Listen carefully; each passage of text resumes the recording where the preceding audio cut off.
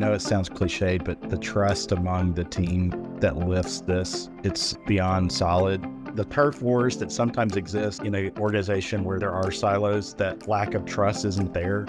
Most of my team is in year 10 plus and have held a variety of roles across the HR function over the last decade.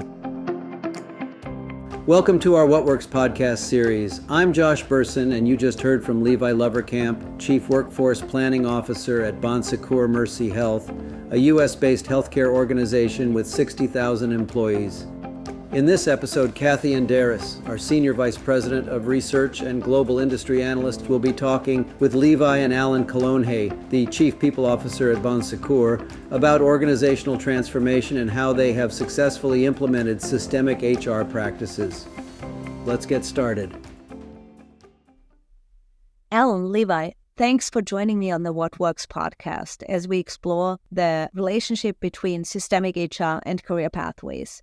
Let me explain a little bit what we mean by systemic HR. So over the last few decades, we've built our HR organization as service delivery organizations, really focused on low cost, on high efficiency. And with that, we've built all these functional silos. But today, that model doesn't work anymore because all the problems that we face, labor shortages or anything else, they're not single domain issues. They're really multi-domain, interconnected issues. So we need HR to work together in much different ways. We need better capabilities. We need to use data in a different way. All of that is part of systemic HR. So I'd love to hear how you at Secours Mercy Health have started your journey on systemic HR and where career pathways fit in. Kathy, if you've met our CHRO, nothing is by accident. So from my perspective, I know that as Joe entertained the partnership with Guild and the model that we are now living into, I know that he had this as part of his design, but I think what has been fun is to see that it wasn't a directive from Joe called out specifically that no longer would our tuition programming only be a benefit. Yeah. He didn't say benefits work with our internal mobility. He kind of laid the groundwork, and with the programming that we've built with Guild, what I've seen over the last 3 years and experienced over the last 3 years is kind of an organic cross-functional alignment. Like we are so more embedded across, if you start at the baseline with our benefits team designing the plan, our internal mobility team being the arms and legs and shepherding the goodness of our tuition programming through our internal workforce, our talent acquisition partners in leveraging it from an external recruitment as well as internal, our diversity, equity, inclusion team in leveraging it to help us achieve our goals around diversity of workforce. Even from a compensation perspective, I think compensation, recognizing that from a total comp perspective, the richness of our design is now part of their assessment. So 3.5 years in, organically, we've kind of come to the point where what you're describing, the systemic approach. I was catching myself yesterday. I was talking to one of our benefits lead that works on the tuition benefit, and I was kind of directing her on something that 4 or 5 years ago, there probably wouldn't be that kind of sandbox agnostic. We worked in the verticals. So, and likewise, she is sharing things with part of my team that's responsible for internal mobility, and the silos aren't there like they were.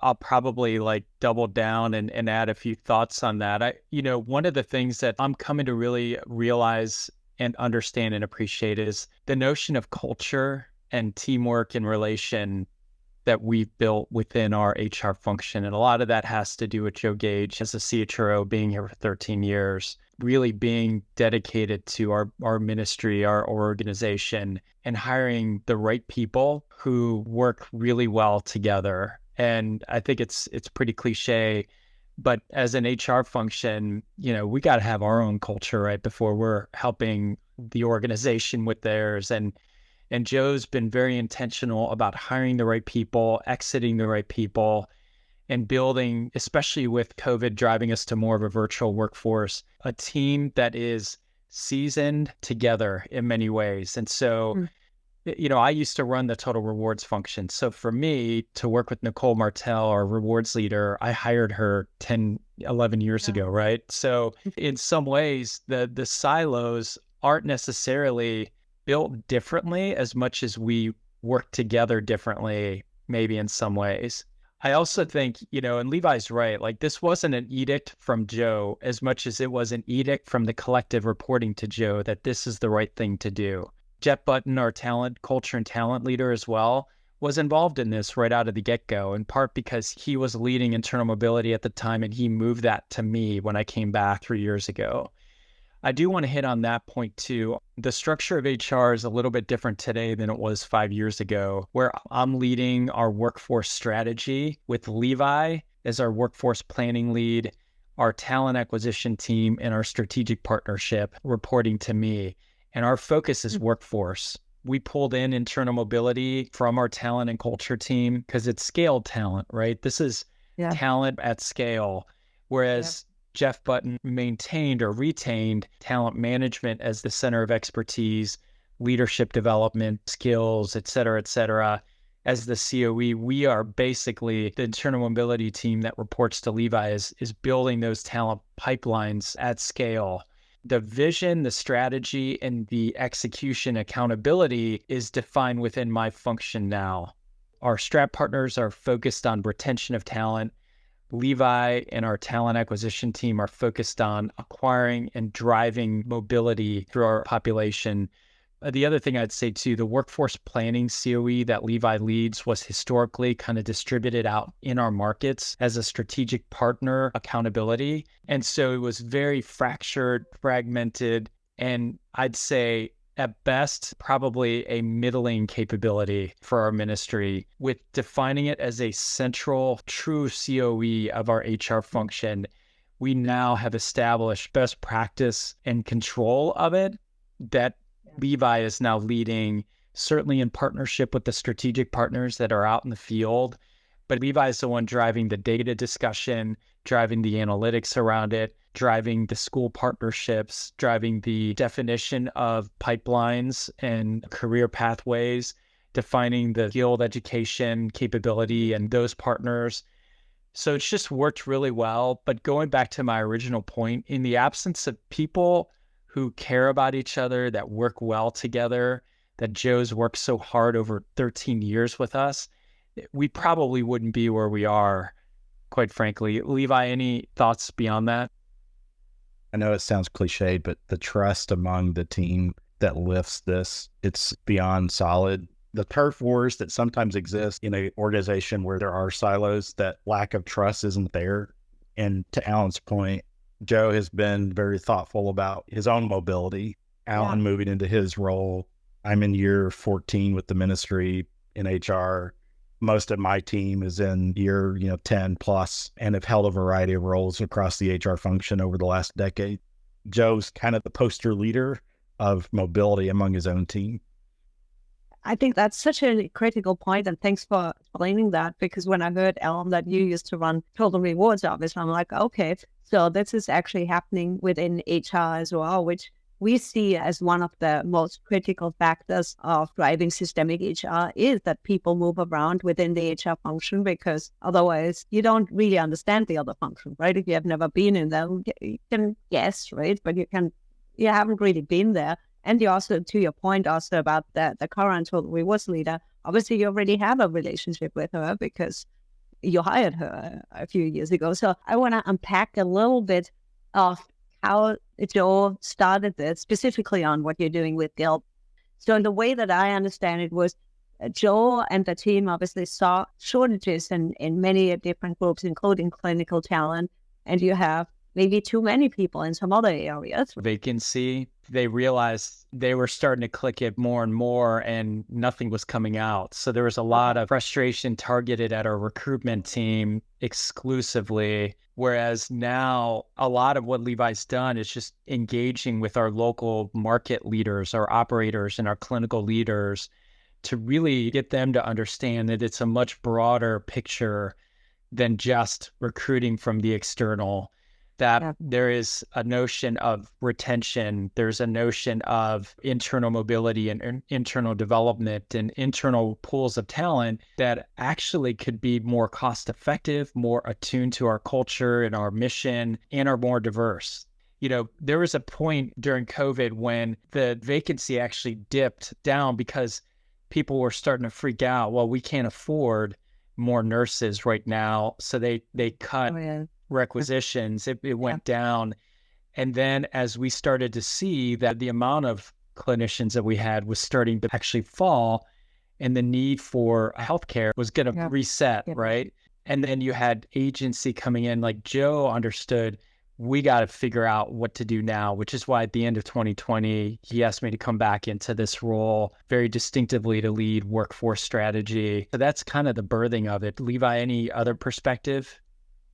The bedrock of it was naming the math problem. And to Alan's point before, operators just assumed that you could go hit the buy button and talent would appear. And concurrent with our partnership pursuit with Guild, we started workforce planning. We started forecasting supply and demand. Guild was an incredible partner in helping us design and narrow in on what our priority roles are. And then we built our pathways around that. Today, we have operators using the term talent, supply, and demand and gaps. And so, if we do nothing else, that in and of itself is a huge movement from where we were before COVID. So there was no thought that we had this gap. The thought was our talent acquisition team isn't doing enough to hire. And that's simply not the case, as you know. It totally makes sense. Now, can you describe a little bit more detail? Alan, you started describing how HR is organized now and how it used to be organized a few years ago. Yeah, so Joe is our CHRO. He has, I don't know exactly how many direct reports. I could probably count it out for you, but certainly I'm reporting to him. My focus is on our core operations, right? Our workforce is delivering on our core acute health delivery capabilities. So I report to him as the Chief People Officer of the core operations, talent acquisition, workforce planning, and our strategic partnership is kind of three distinctive centers of expertise within HR, all reside under my leadership. We then have our benefits leader and our comp leader. We don't have a consolidated rewards leadership right now. I think that would be Joe's desire ultimately to have a single rewards leader, but just for the sake of the type of leaders that we have right now, it's working for us. We have a benefits leader and a comp leader reporting to Joe. We have our diversity, equity, and inclusion leader who also leads associate relations. So we do have a central associate relations capability that reports to Joe. We have our talent and culture and learning leader reporting to Joe.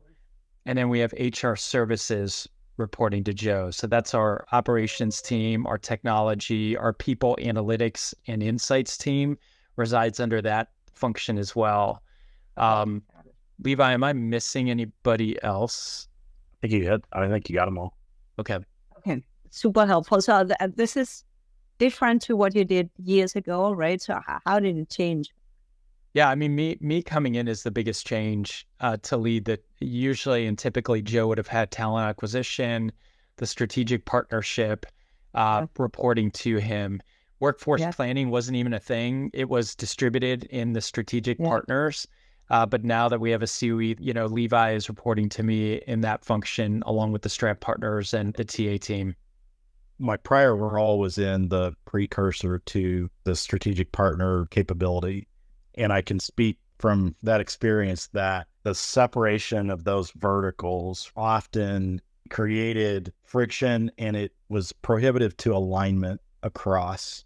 So it was often the business partners, if you will, jumping on the bandwagon of why can't TA hire more people?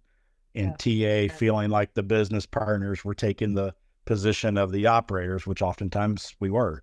And so I think by having that singular leader, we're all driving at the same place. Yeah. And I actually think that model has spilled out into how we work. Alan's span of control, I think it's spilled into how we work with the other COEs, like benefits, like comp. So Yeah.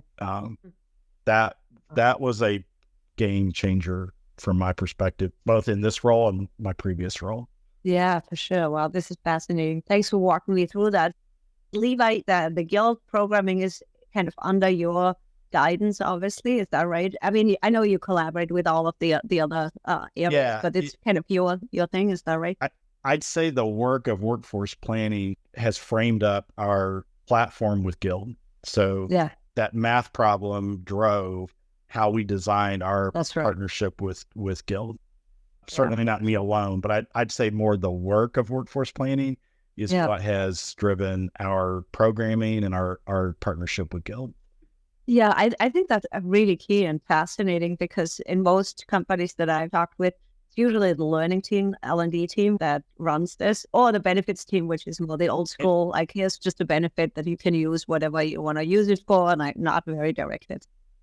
Joe was an early adopter, drove us to use data to inform decisions and use data to inform program design.